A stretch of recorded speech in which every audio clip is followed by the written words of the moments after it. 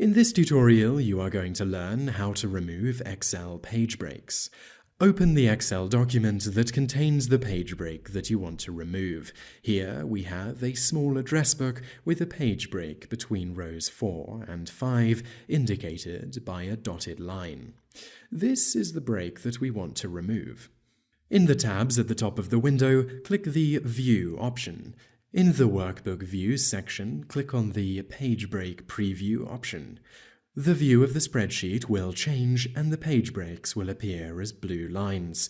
We can now more clearly see where the page break we want to remove is. Now click on the Page Layout tab, as this is where we can remove page breaks, but first we need to select which break to remove. You can do this by selecting any cell directly below the break, in this case any cell in row 5.